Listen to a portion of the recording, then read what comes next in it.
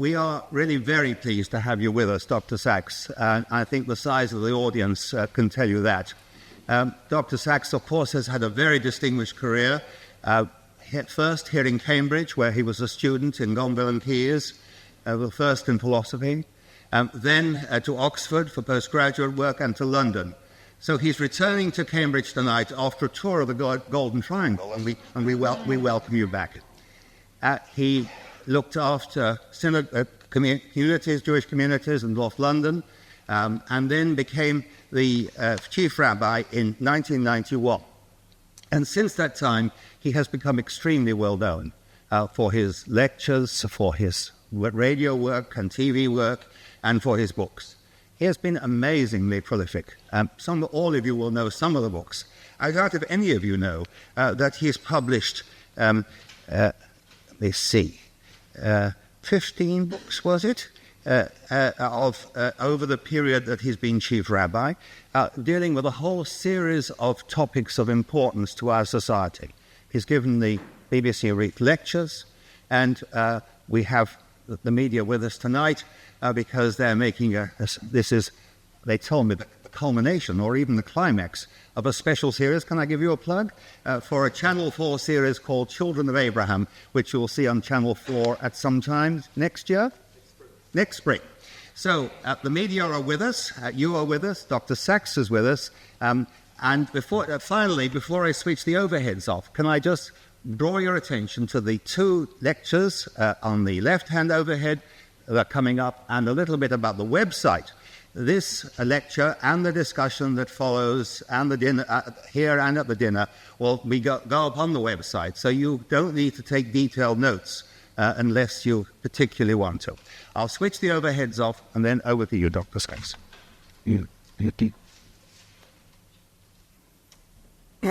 Shut up.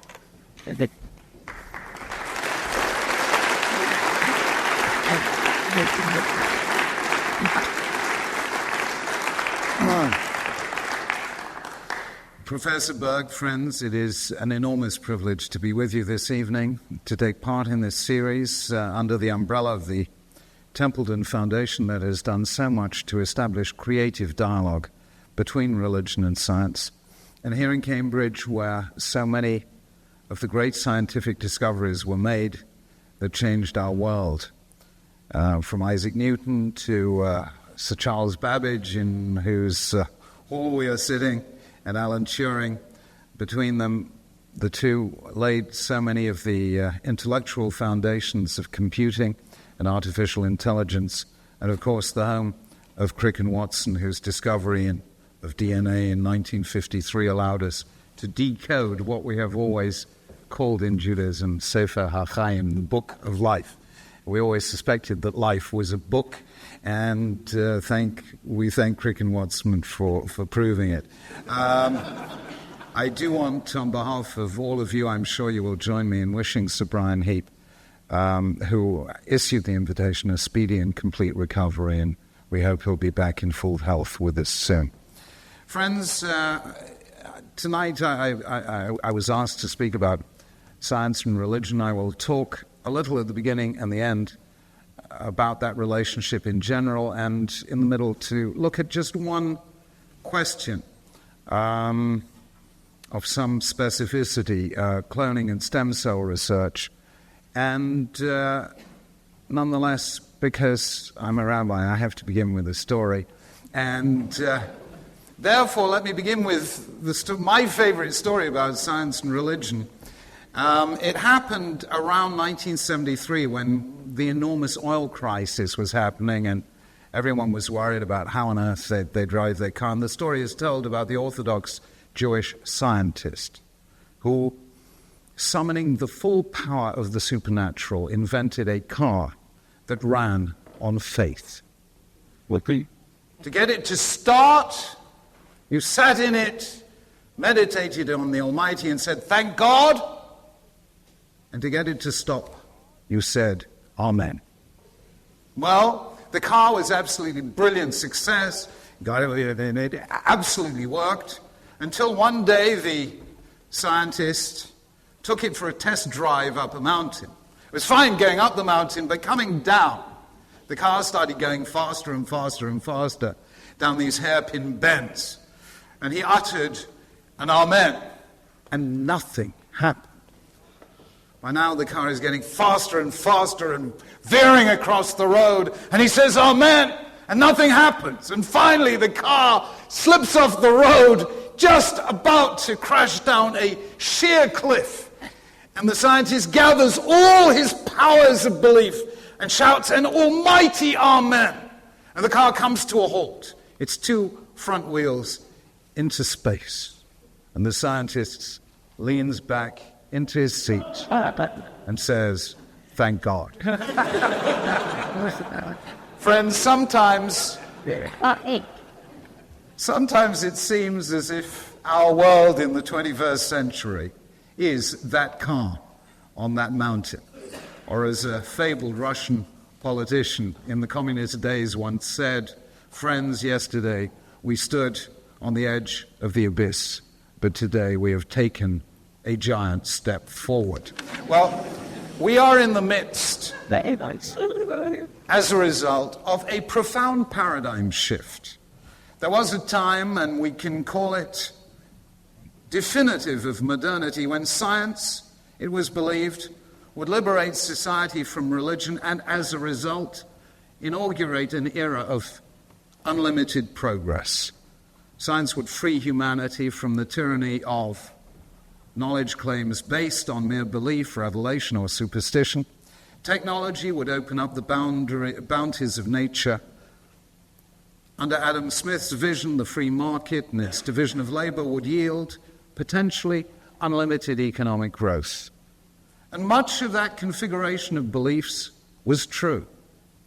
But by now, however, we're aware of some of the downsides, some of the darker sides of technology. Number one, the rapid depletion of the Earth's natural resources, the massive ongoing loss of biodiversity and the damage we're doing to our ecosystem and the world's biosphere. Secondly, the dehumanization of life, threatened by genetic engineering, reproductive cloning, which I will speak about a little, psychotropic drugs, in other words, the control of mood and behavior, and without reference to the human will. And thirdly, of course, the sheer threat to human life posed by weapons of mass destruction, which are available more and more to groups, small groups, extraterritorial groups with quite dangerous beliefs. And even without sophisticated technology, we still have the highly primitive technology which created the disaster of 9/11 and the following anthrax attacks. And there is always, as our understanding of chemistry and biology grows, an ongoing worry that chemical and biological weapons will be used at some stage as part of a campaign of terror. And for the first time in a long time, or at least far more than in the past, these warnings are coming from scientists themselves. I think, for instance, of E.O. Wilson's book, The Future of Life, Susan Greenfield's book, Tomorrow's People, and one of the great figures of Cambridge, the astronomer Royal Sir Martin Rees's a very sobering book, Our Final Century. And perhaps it is more sobering still to recall these words, very profound words, uttered actually in 1924, and hear how they resonate today. Science has not given men more self-control, more kindliness, or more power of discounting their passions in deciding on a course of action. It has given communities more power to indulge their collective passions. But by making society more organic, it has diminished the part played by private passions. Men's collective passions are mainly evil. Far the strongest of them are hatred and rivalry directed towards other groups. Therefore, at present, all that gives men power to indulge their collective passions is bad. That is why science threatens to cause the destruction of our civilization. Words said in 1924, not by a religious figure, but by Bertrand Russell. Now, therefore, tonight, since it's impossible to even scratch the surface of even one topic, I just want to look in general how science and religion might engage in creative dialogue as we attempt to think through these issues. What are the narratives, what are the principles and standards, values, if you like, that we might bring to bear on them? And I will take, as I say, just one example, reproductive cloning and stem cell research, as a kind of for instance about how we might think about these things, and any other issues you can ask me about afterwards, or read my book Dignity of Difference, where I deal with a lot of the other ones, but not this and that, because I didn't deal with this one in the book. I'm speaking about it tonight. And let me begin with an obvious question. Why should ancient traditions, Judaism, 4,000 years old, Christianity, 2,000 years old, and so on, be of any possible interest to contemporary dilemmas about the application of science? And let me now spell out why it is. You see, for several centuries now, beginning with the 17th century and with increasing speed in the last 50 years, we've been tantalized by the prospect that there might be some equivalent in the moral sphere to what science is in the sphere of nature, namely a universal, neutral, decision-making procedure based entirely on reason and observation, which would eliminate the need for a religious or spiritual or transcendental basis for ethics. Now, this is clearly a deep subject, but I want to explain very briefly why this prospect of a set of values that was entirely neutral has not been realized and will not be realized. And here it is.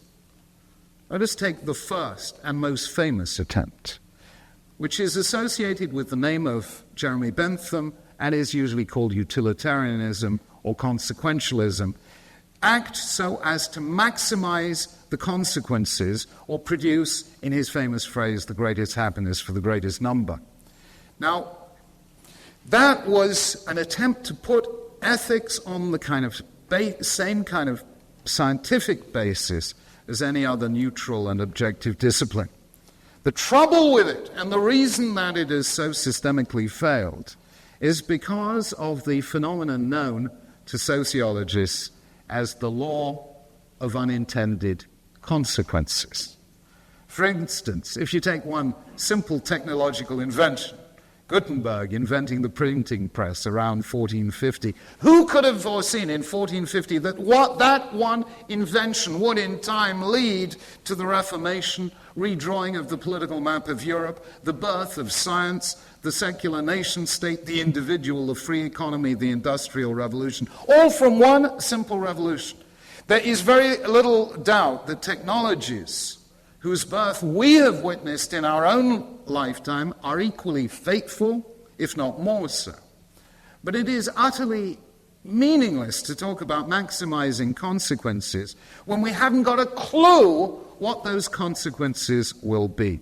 Instead, it seems to me that we have to draw back from that and concentrate on doing what is right, not what is effective, by using the accumulated wisdom of mankind. And the reason is, to put it simply, when you are entering uncharted territory, don't ask for a map. There isn't one.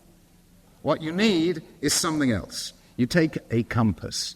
And in our case, that compass called the educated conscience, educated in exposure to the moral and ethical heritage of the West. Second option.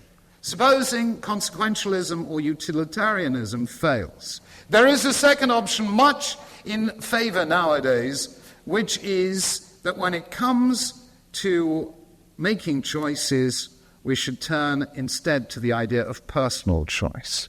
The language which dominates current speech, the language of rights. And the language of rights, as you know, is used very much in the case of the argument for reproductive cloning. It is called reproductive autonomy. Every person must have a right to make his or her own decisions. Now, yet again, autonomy is an important idea. It is a valuable idea, but it is wholly inadequate to medical ethics. Certainly, each of us have rights, but equally certainly, each of us has responsibilities. And there are few responsibilities more profound than those we bear towards those we bear, to the lives we bring into being. It might be very nice, he said as a new grandfather. I'm sorry, I'm thoroughly sentimental over it might be very nice to design our children to be clones of David Beckham or Britney Spears. But I mean, at the end of the day, there's somebody else there, and that's called the child themselves. Parenthood is not only a matter of rights, it's also a matter of responsibilities, one of which is the responsibility to give our children the space to be themselves and not what we wish them to be. Or as Harvard philosopher Hilary Putnam puts it, I think rather nicely, every child has a right to be a complete surprise to its parents. In short, the concept of autonomy is inadequate to deal with the issues of genetic intervention insofar as they affect the birth and fate of a human being, precisely because conflicting autonomies are at stake, the autonomy of the parent and the autonomy of the child.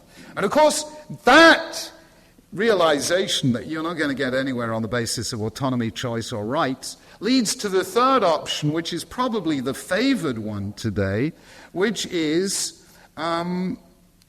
we should leave these things to the market and to the march of time. After all, certain things are going to happen anyway.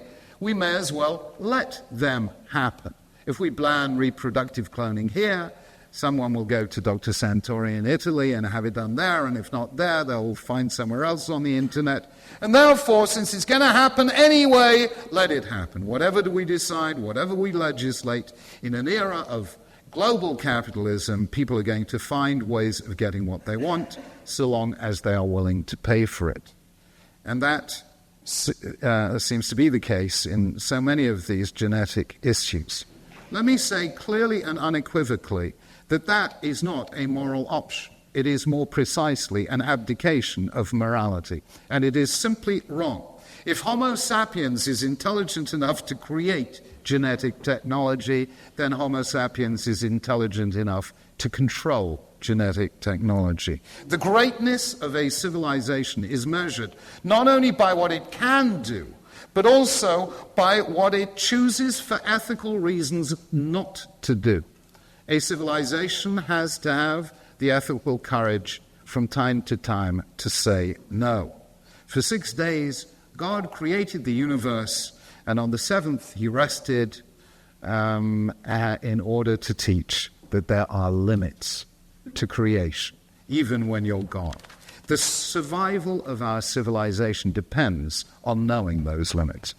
And therefore, I am driven back to my favorite aphorism of all time: when all else fails, read the instructions. And therefore, it's important to remind ourselves where that journey that we call Western civilization began. Namely, with a book called Genesis, whose name comes from the same root as genetics, and with it, the single most important phrase in the history of Western civilization, that wonderful phrase in Genesis 1, Na'aseh Adam b'tzelmenu kidmutenu, let us, says God, make man in our image after our likeness. Let me now apply that concept and its related ones to two issues currently at stake, which are usually lumped together, and actually I want to show are quite different, to genetics and to stem cell research. So let us begin by asking the first question. When we speak about genetic experimentation, manipulation, intervention into the human embryo, is this ethically warranted at all? And very often people with a strong religious background argue, no, it is a form of hubris. It is what we call playing God. The overwhelming answer of the Jewish tradition is that that concept does not exist. To the contrary, it is precisely the import of the phrase that we are in the image and likeness of God, that we are both created and creative. We are the only beings, to use language, reflexivity, to have self-consciousness. In other words, the only beings thus far known to us in the universe capable of imagining a world different from the one that is. And therefore, we become the only beings capable of not just adapting to our environment, but of adapting our environment to us. And what that meant is summed up in the first commandment, be fruitful and multiply, fill the earth and subdue it, which means that with certain very real and substantive moral provisos, but with those provisos, God wants us to increase scientific knowledge. God wants us to develop technology. That is part of the mandate of that verse. Therefore, in Judaism, there is no concept of something being forbidden because it's playing God. On the contrary, the rabbinic tradition speaks of God, 2,000 years ago, speaks of God calling on us to be, in their phrase, partners, his partners in the work of creation. Or in the lovely phrase of our liturgy, to perfect the world under the sovereignty of God. We have a specific mandate in the book of Exodus which says that if you hit somebody and cause him damage, you have to pay his medical bills. I don't suppose they were quite as high in biblical days as they are now, but from this phrase, the rabbis learned that there is a mandate for the physician to heal, and therefore curing disease and medicine as a way of serving God is fundamental to medieval Jewry. One of the greatest rabbi in the Middle Ages, Moses Maimonides, was in fact the royal physician to the Sultan at Cairo, author of 8 medical textbooks, and a pioneer of preventive medicine. He actually writes in his law code a series of prescriptions for diet, exercise, and sleep, and then says in a law code, I personally guarantee that anyone who follows this regime will live a long life and never need a doctor and only die in old age. I don't know if anyone sued Maimonides on that point, but by the time you're dead, it's probably not a good time to sue anyone. Anyway, and one can go further, and anyway, all I would say is that particular problem is not one in Judaism. However, the question now is, what according to the Bible are the limits, the restraints, the constraints? And the simplest answer is best expressed, and this applies to environmental ethics, in Genesis chapter 2, not chapter 1. See, in Genesis 1, man is given the mandate to conquer or subdue nature, but in Genesis 2, man is planted on this earth in the Hebrew words le'ovda u'l'shamra, to serve it, to work it, and to preserve or guard it. And that second word, l'shamra, is actually a technical term, a legal term in biblical law. When Cain says, am I my brother's keeper? He is using the same verb. Adam was placed in the garden to keep it, to preserve it, to conserve it. To be the guardian of something means that we don't own it. We don't own the universe, we don't own, and we may not patent natural phenomena. We don't own human life, we are its guardians. And therefore we are charged with protecting it, conserving it, and if possible, improving it. If possible, improving it, which reminds me of that wonderful, as you know, that Jews have been fairly famous for their modesty, and therefore I love the Yiddish translation of Shakespeare, which carries on it the famous words, verteidigt und verbessert. Translated and improved. However, that, in my view, is the best criterion for determining where and when in genetic engineering intervention into the human embryo, into human cells, is justified and permitted, and where it is forbidden. The best way is to say that we do not own nature, the earth is the Lord's and the fullness thereof, and therefore will an act we perform honor the trust vested in us to hand on the environment, to hand on our genetic heritage, to hand on biodiversity, undamaged, undiminished, and if possible, enhanced to future generations. We have a covenantal responsibility to God as the owner of nature and to future generations as those whose future we hold in trust.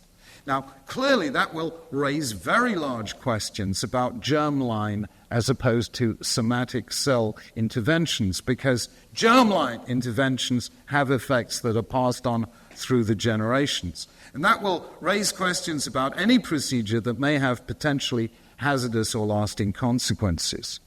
And that in itself will be serious enough to say no to any widespread use of reproductive cloning.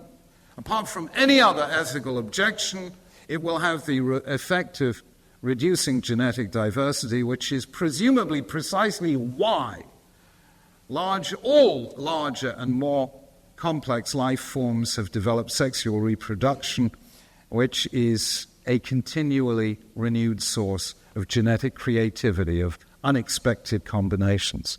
So there is no problem in Judaism of playing God as far as genetic engineering is concerned, but yes, there is a clear injunction against damaging our genetic heritage insofar as that may affect future generations.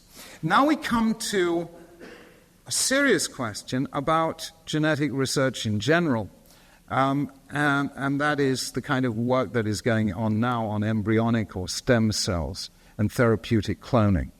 Now, in a very large measure, these turn on the question, is the fetus or the pre-implanted embryo created perhaps in a test tube, is that a person? Is their destruction a form of murder? In short, what is the moment of inception of life? And here I want to just give you a little insight into how a religious tradition can come up with perhaps an unexpected answer and make us think twice. As you know, today there is an enormous range of views on that question. It is deeply contested.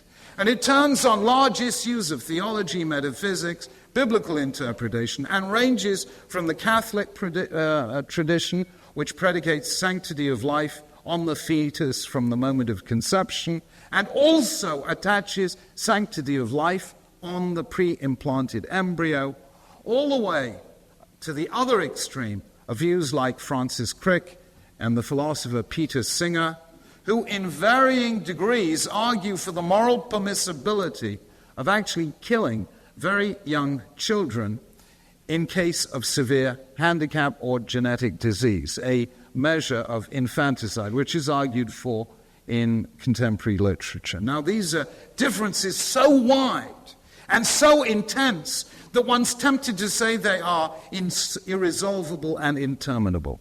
There's a huge literature on the subject, part theological, part philosophical, part historical, and part hysterical. But one way or another, here I want to show how Judaism and Christianity part company on this big question. One of the most interesting chapters in the history of thought is how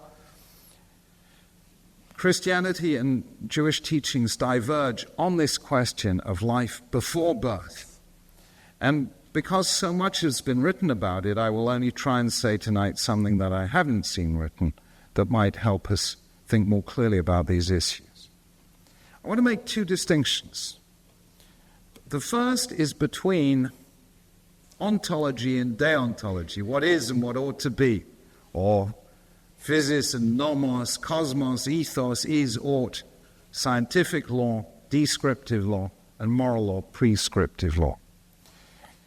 Imagine you are flying up to Glasgow and the day is clear and you notice the scenery change from the wonderful flat landscape of the fens and Cambridge to the nice rolling hills of the north, where the whiskey is so wonderful. And you can sort of see a clear change from an characteristic English landscape to a characteristic Scottish landscape. But if you were to ask precisely on what point of the map the topography ceases to be English and becomes Scottish, could you give an answer?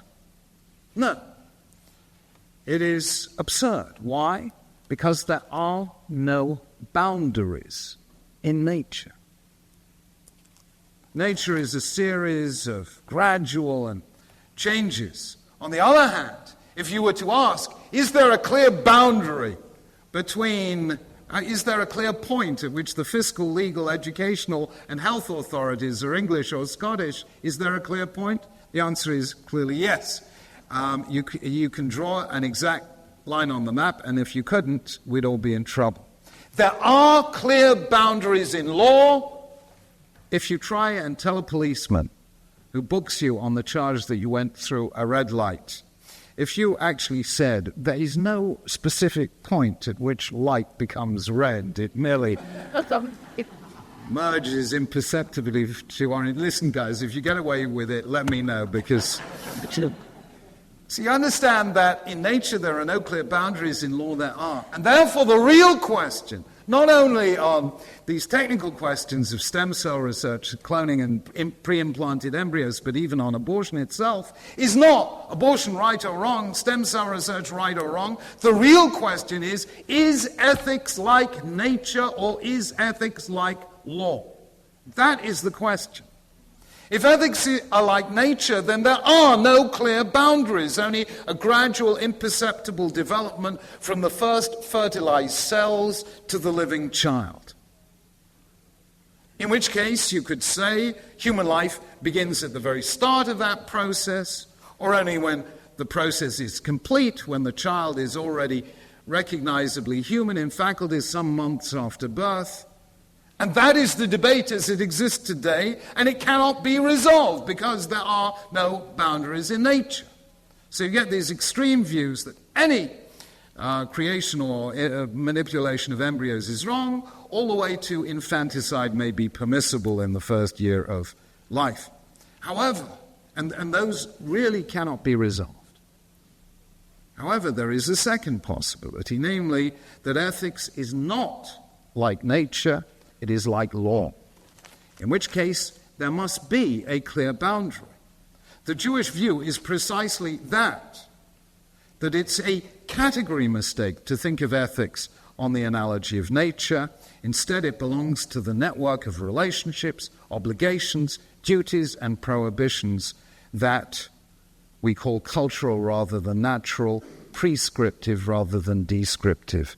Ethics belongs to the same sphere of discourse as law. If so, then there is a clear boundary, and it exists in every culture known to mankind, and it is called birth. Until birth, the fetus is not a person. From birth, the fetus is. That is the clear boundary at which we can strike a line that makes reasonable sense by way of law. And now we understand why there has been such a continuing debate on this subject, certainly on abortion, between Judaism and Christianity for the last 2,000 years. Because Western civilization is formed on the basis of two quite different cultures, ancient Greece and ancient Israel. Ancient Greece saw ethics in terms of nature, ancient Israel saw ethics in terms of law, and Christianity was formed in the meeting of those two cultures. That is the first distinction. The second distinction, I think, is no less important. The distinction between a person and human life. They sound the same, but they're not at all. In Jewish law, the fetus is not a person. The pre-implanted embryo is not a person, but it is human life.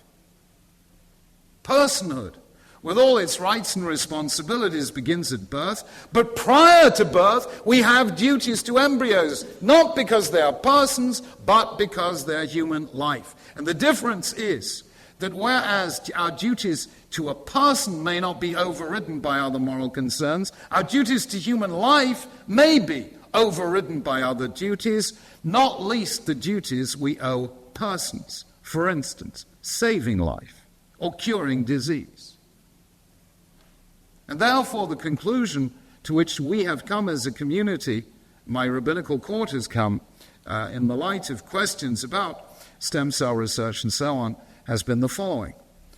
That embryos, on the one hand, may not be created in the laboratory simply for research purposes or to be destroyed.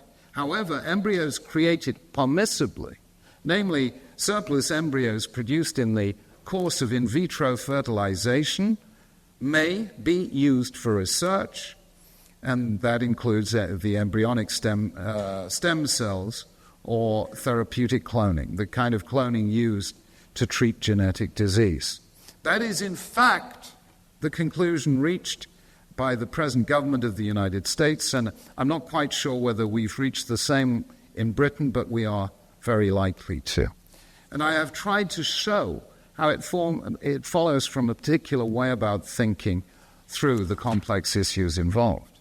However, reproductive cloning is another matter altogether. We know, for instance, that before Dolly the sheep was successfully cloned, 277 cloned embryos were produced. Only 29 of them developed to the point where they could be implanted. Only one survived to term. We know that in all animal experiments to date, less than 3% of cloning attempts succeed, and there are fetal deaths, stillborn infants, and a high incidence of subsequent, initially undetected abnormalities, from one of which Dolly the sheep died itself.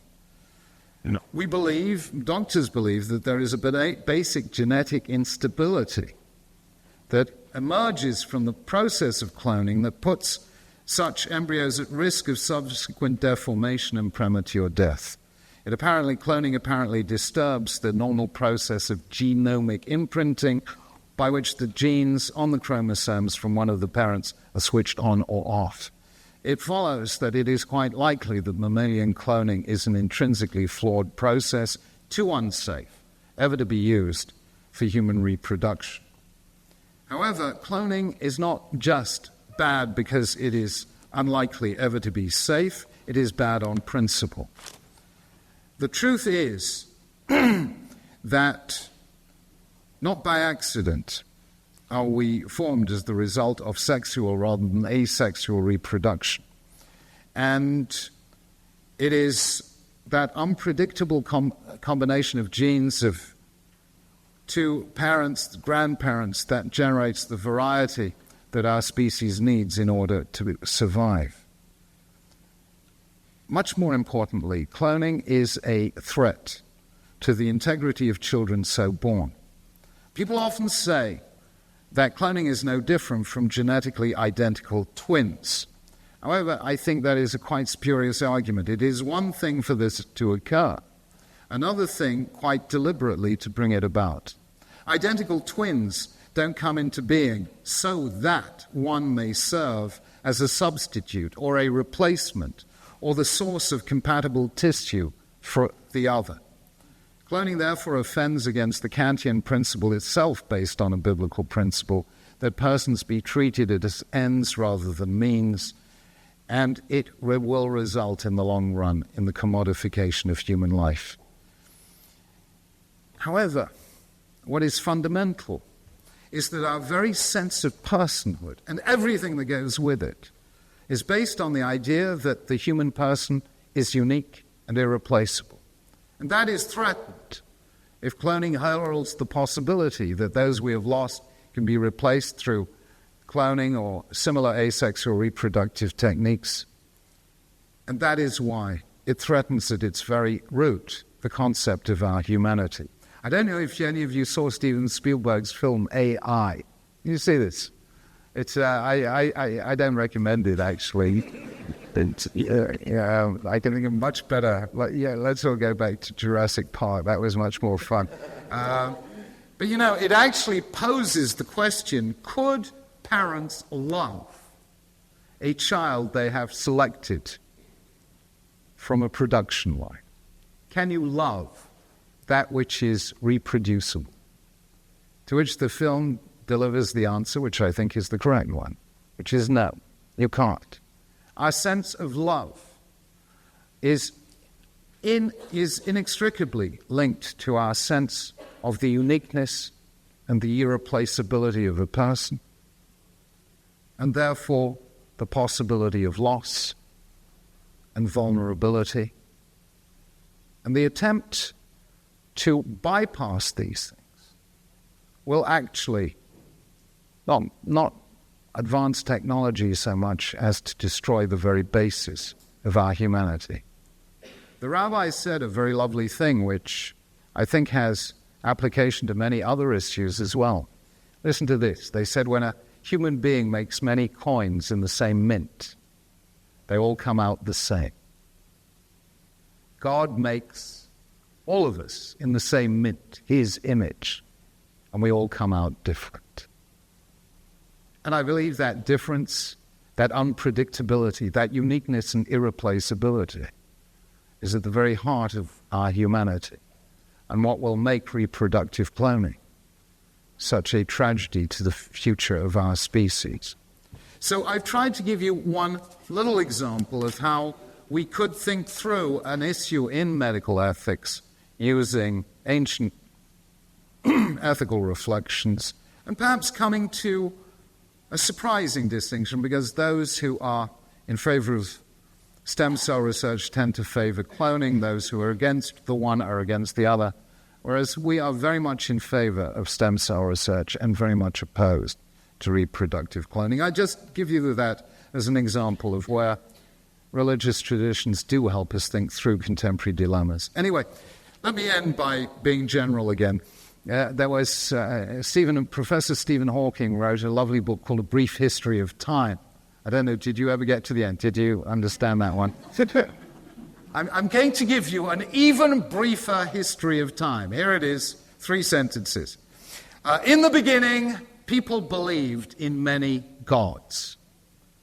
Then came monotheism and reduced them to one. Then came science and reduced them to none. That is a brief history of time. In the beginning, there was myth, then there was monotheism, and then came the moment when Laplace said, in those famous words, "Je n'ai besoin de cette hypothèse," I don't need God in order to explain the world.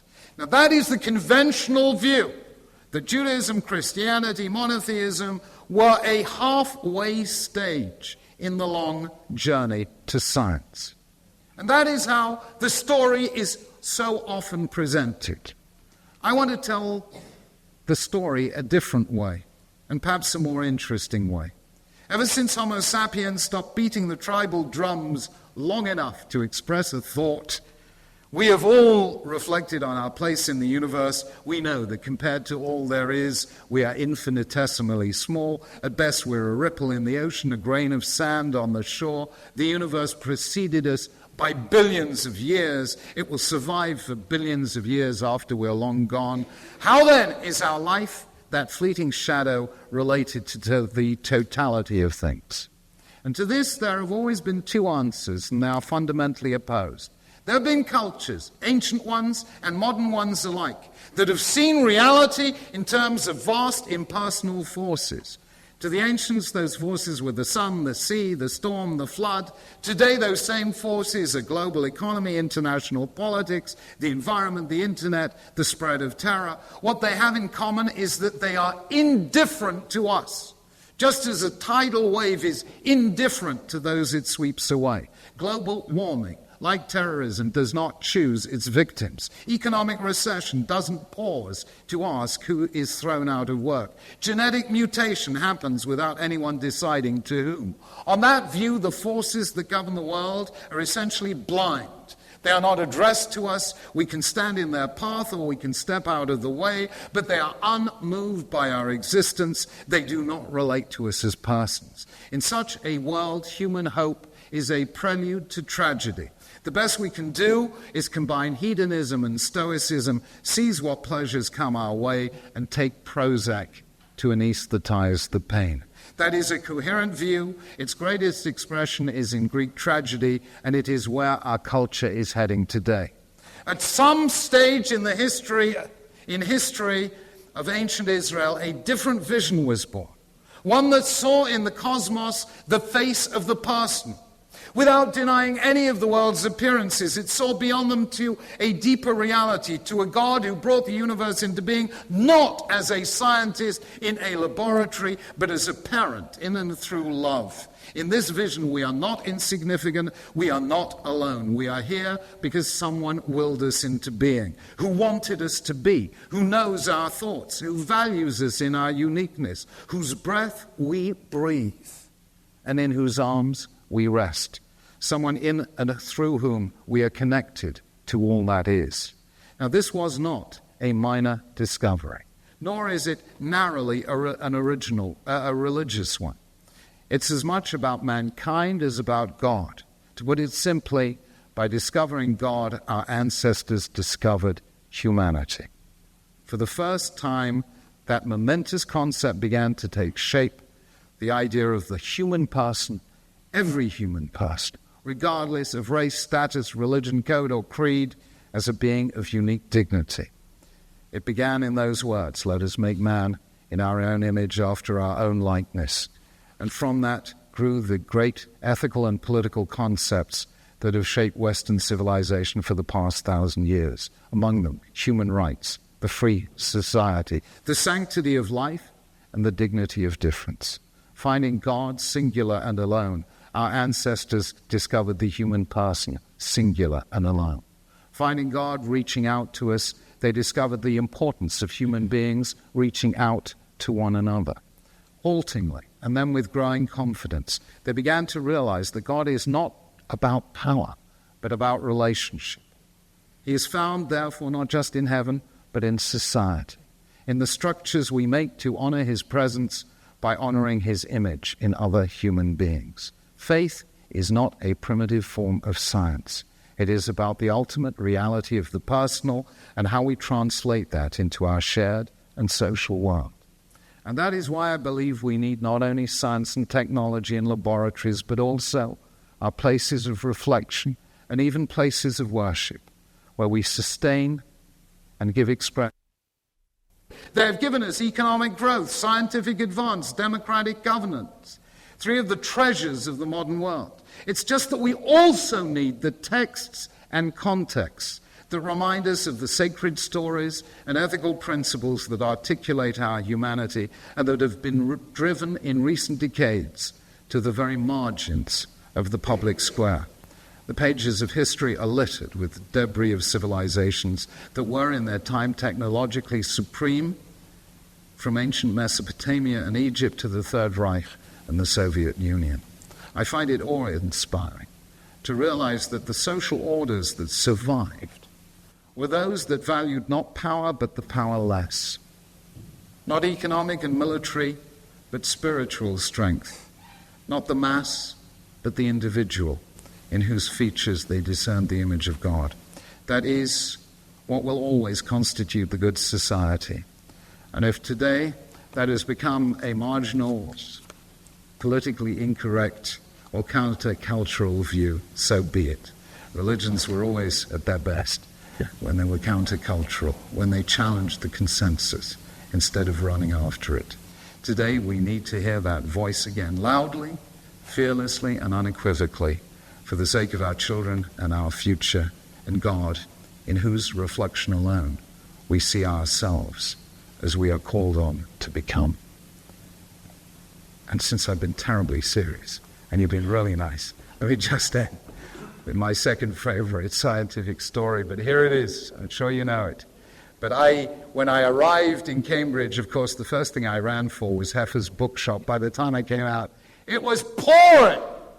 And I thought, the wrong week, actually. Stephen will know, we read the story of Noah 2 weeks ago. They were quite the wrong week for the flood, but here it is. It concerns a very religious Jew, Gershom Rosenblum, who lived in a little village in Romania.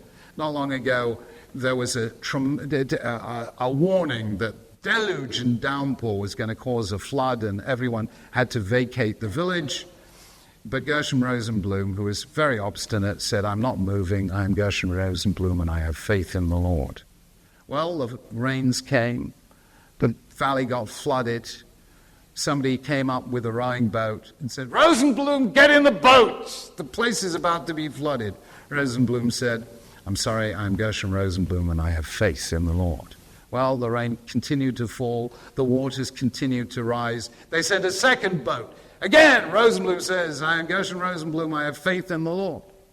The rain keeps falling. The water keeps rising. This time, Rosenblum is standing on the roof. They send a helicopter, drop a rope ladder, say, "Rosenblum, stop being a lunatic. Climb onto the helicopter, or you're going to drown." Rosenblum said, "I'm not moving. I'm Rosenblum. I have faith in the Lord." Well, the rain kept falling. The waters kept rising. Rosenblum had no choice but to swim. He swam, he sank, he drowned. Finally, as he arrived in heaven, he demanded a personal audience with the Almighty and brooked no opposition.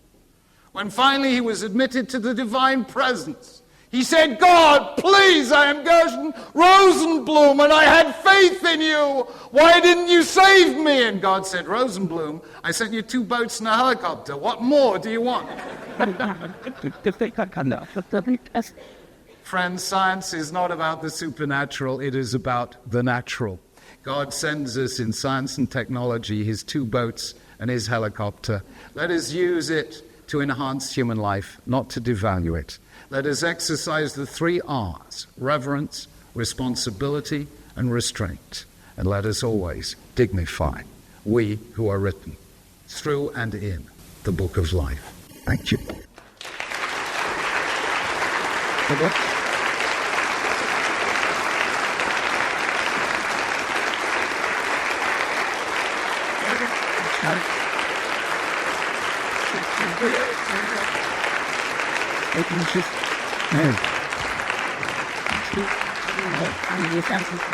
About 10 minutes.